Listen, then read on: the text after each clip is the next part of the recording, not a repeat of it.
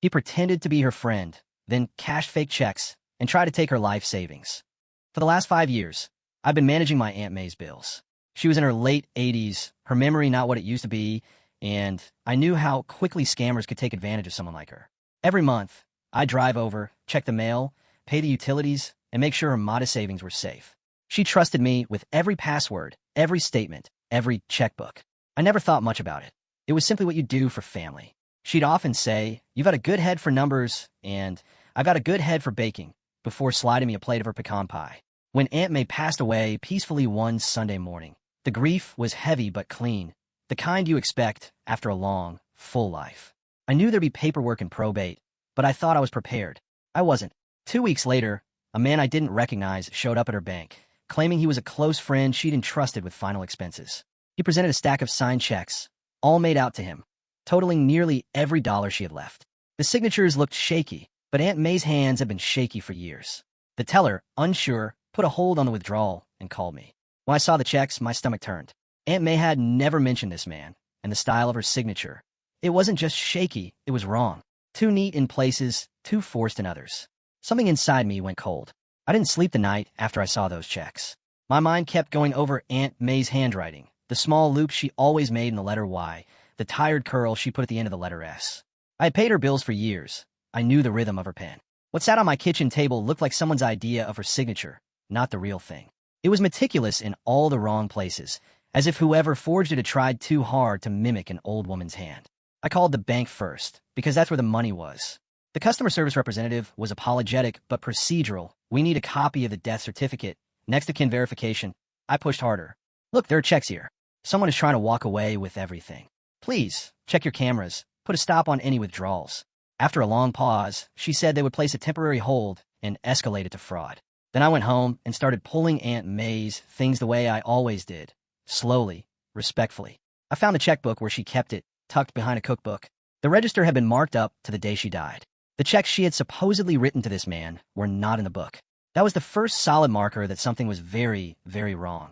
I drove back to the bank with the physical evidence. The checks, the checkbook, copies of statements, and a copy of the will that named me executor. The branch manager met me in a small office and listened, his face folding into something like concern. He said he would pull the CCTV footage and bring in their fraud team. He warned me it might take time, but he moved faster than I expected. Maybe the bank staff hated being defrauded as much as I did. When the video came in, it hit like a punch. Grainy footage of a man I didn't know entering the lobby 2 days after Aunt May's funeral. He waited, slid a paper across the counter, and chatted with the teller. The camera caught his hands, fingers flipping through a stack of checks, holding them in a way that made my stomach drop. Then there was another clip, even worse. Footage from a neighbor's doorbell camera, recorded the week before, showing the same man lingering at Aunt May's back step while she watered her geraniums. He moved too close to her purse on the bench and left with something tucked under his jacket. I watched it 3 times until the images blurred. The bank's fraud investigator picked up the phone with an authority I hadn't heard on any call that week. They ordered an audit, flagged the account, and sent everything to their forensic handwriting analyst. The teller who had handled the withdrawal agreed to a statement. I filed a police report. The officer took my evidence, asked the right questions, and didn't sound surprised when I mentioned the video. "This looks clean enough to open a case," he said. For the first time since Aunt May's funeral, I felt a sliver of relief. It wasn't justice yet, just movement. But the motion of those steps mattered. Evidence was being gathered. Cameras don't lie the way people do. And if someone had taken advantage of my aunt, I was going to make sure their name didn't stay attached to hers. The weeks that followed were a blur of meetings and documents. I sat with the bank's fraud team as they showed audit trails and time-stamped ledgers indicating attempts to move money out of Aunt May's account. Their language was clinical, attempted withdrawal, suspicious endorsement, but each phrase landed heavy. Then the forensic handwriting analyst called. He confirmed what I had felt.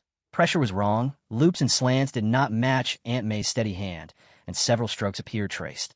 He sent a report to the bank and police. Holding it felt like vindication and a sick confirmation that someone planned to take advantage of a frail woman. The CCTV footage sealed the case. Grainy clips showed a man lingering near Aunt May's porch, slipping close to her purse, and later walking into the bank with a folder of checks. Another angle captured him handing those checks to a teller. Alone, each item could be questioned. Together they formed a chain that was hard to break. Police moved fast. They issued a warrant, interviewed neighbors, and checked local records. He had petty convictions in nearby counties and a pattern of targeting the elderly. He thought he could get away with it. until time-stamped records and witness statements boxed him in. When officers announced his arrest, relief washed over me, but came with anger and sorrow. This was not just a crime. It was a violation of a generous woman's dignity. Seeing her kindness become a vulnerability felt like a betrayal. In court, the prosecution presented the audits, CCTV, and handwriting report. The judge found probable cause, and the man was charged with intent to defraud and related offenses. The bank froze the accounts and filed claims to recover funds. He was flagged across counties and listed for related charges. Justice proved methodical but inevitable when evidence accumulates. Yet legal closure did not erase the hurt.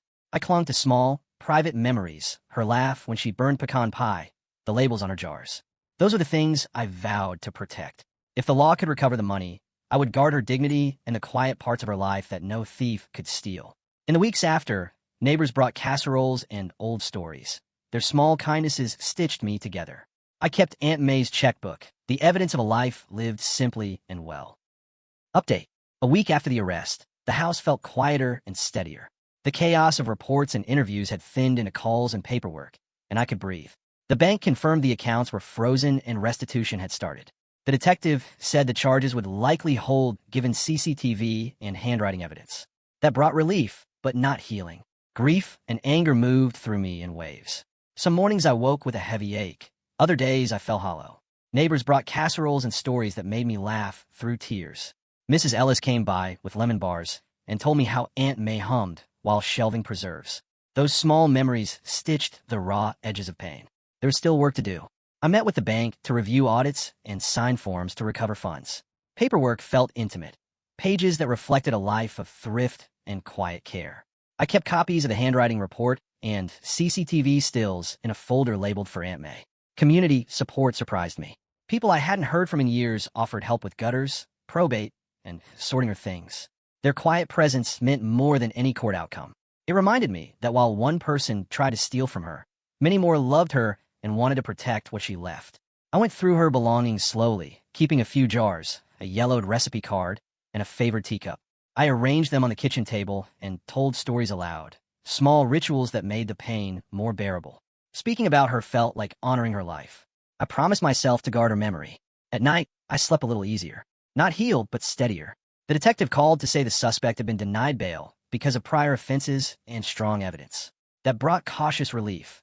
The idea of him disappearing felt less likely. Looking ahead, I decided to create a small memorial, a bench under the maple where she used to sit. I ordered a plaque with her name and a line. She said, "Bake a little joy." Clearing weeds and planting bulbs around that spot felt like planting hope. 1 week later, the wound remained, but so did the kindness that followed. That kindness would be the path I walked back into ordinary days, keeping watch over her memory and the life she trusted me to protect.